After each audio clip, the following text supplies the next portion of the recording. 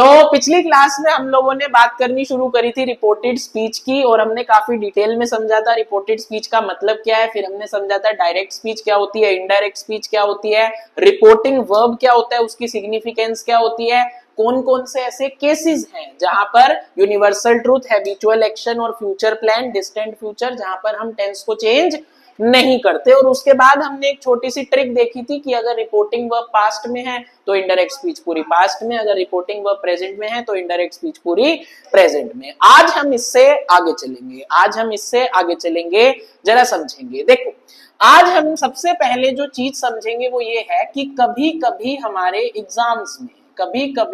Exams में exclamatory sentences आ जाते हैं रिपोर्ट करने के लिए। जरा सब लोग यहाँ पे ध्यान देंगे।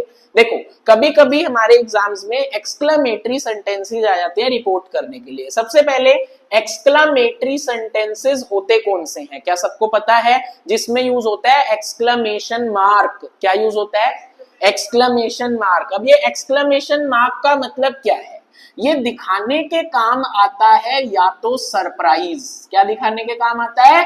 सरप्राइज, या फिर दिखाने के काम आता है शॉक। सरप्राइज का मतलब है कि जब कोई पॉजिटिव बात हो, पॉजिटिव बात जैसे ब्रावो, वाओ, ठीक है, ऐसी जो चीजें होती है। जैसे मान लो आप मैच देख रहे हो और लास्ट बॉल पे 4 रन चाहिए और एकदम से ब्रावो लग गया, ठीक है, ऐसे हो गया, ठीक है।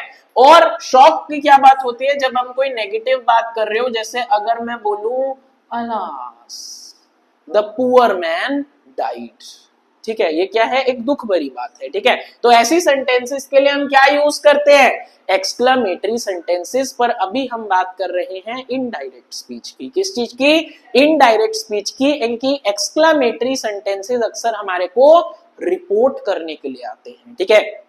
अब इनको कैसे करते हैं वो बाद में समझेंगे, पहले हम एक सिनेरियो समझते हैं जिससे तुम्हें ये बात समझ आए कि एक्सक्लेमेटरी सेंटेंस होता क्या है, ठीक है। देखो, सपोज करो कि एक बार मैं मार्केट से जा रहा था, गोभी खरीद रहा था। क्या खरीद रहा था? गोभी खरीद रहा था, और जा रही थी महिमा। कौन जा रही थी? महिमा भी वहीं पे ही थी मार्केट में, मैं अपनी गोभी खरीद रहा हूं, ठीक है। सामने से आए एक 50 साल के बहुत ही खूबसूरत अंकल। कौन आए?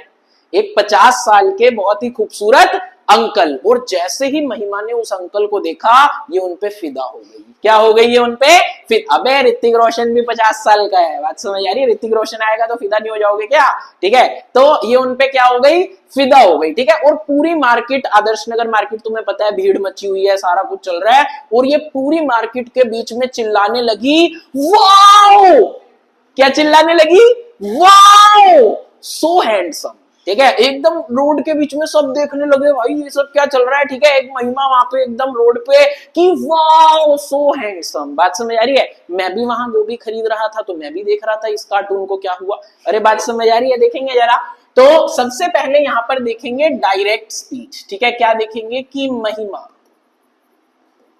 सेड, महिमा ने जब 50 साल के अंकल को देखा तो महिमा सेड वाओ, सो हैंडसम मैन, ठीक है। ये इसने बोला। ये क्या है? हमारी डायरेक्ट स्पीच। ये क्या है? हमारी डायरेक्ट स्पीच। क्योंकि यहां पर जो ओरिजिनल स्पीकर है, यानी कि कौन? महिमा, वो अवेलेबल है। यहां पर ओरिजिनल स्पीकर अवेलेबल है। बात समझ आ रही है? और साथ में हमारे को इन्वर्टेड कॉमास भी दिख रहे हैं। अब मैंने ये सब कार्टून पंथी होते हुए देखी, ठीक है। और फिर मैं अगली क्लास में आया, और अगली क्लास में बाई चांस महिमा एब्सेंट थी, हो सकता है अंकल के साथ डेट पर गई हो, ठीक है, तो एब्सेंट थी।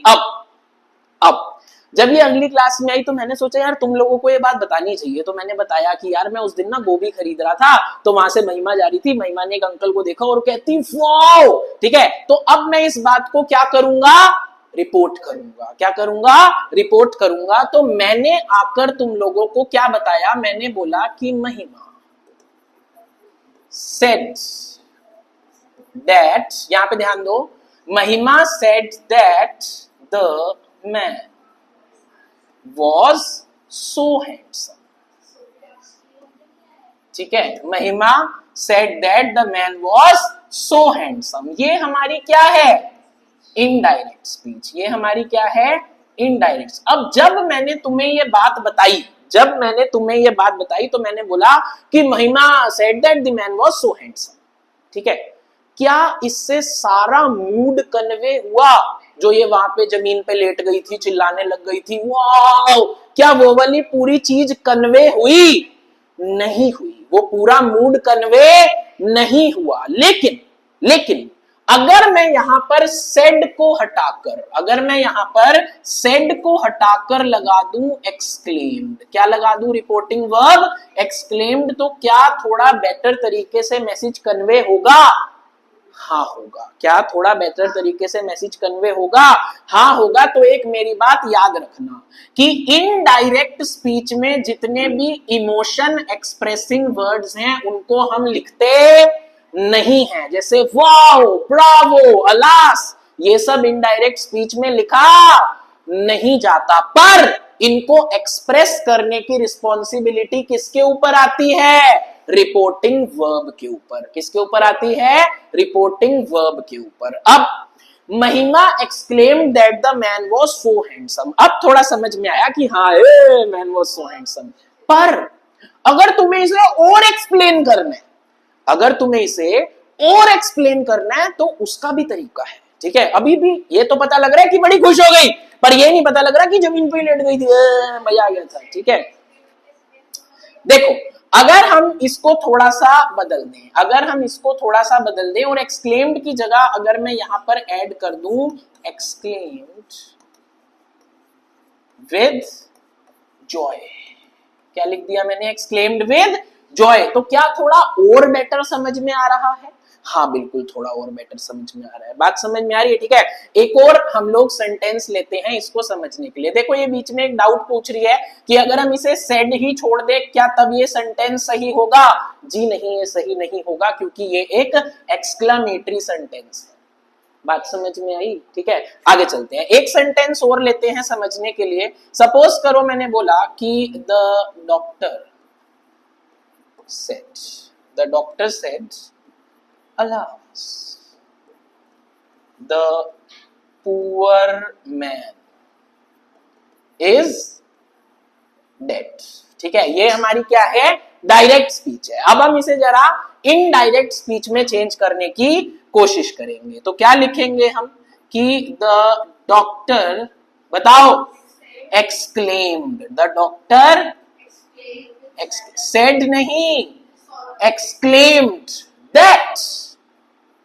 that the poor man was dead। अब देखो, यहां पर भी हमने एक्सक्लेम्ड लगाया, पर हमारे को ये सेंटेंस पढ़ के पता है कि ये खुशी की बात है या दुख की बात है?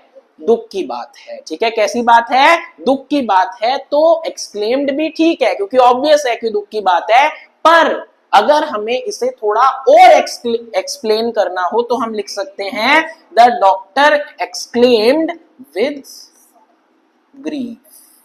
ठीक है, या फिर विद सॉरो। बात समझ में आ रही है? ठीक है, ऐसे लिख देंगे, थोड़ा और बेटर समझ में आएगा। अरे समझ में आया क्या? 100% पक्का?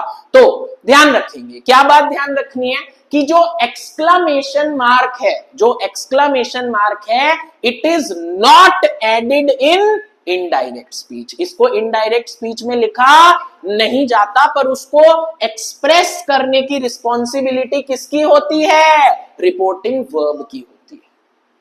अरे बात समझ में आई? ठीक है, क्लियर है इतनी बात? ठीक है, तो छोटी सी बात ये भी समझ लेंगे कि exclamation mark is not written in indirect speech. उसको कभी भी इनडायरेक्ट स्पीच में लिखा नहीं जाता, उसको कभी भी इनडायरेक्ट स्पीच में लिखा नहीं जाता। समझ में आई इतनी बात? क्लियर है यहां तक? ठीक है, अब ये हमने सबसे पहले बात करी एक्सक्लेमेटरी सेंटेंसेस।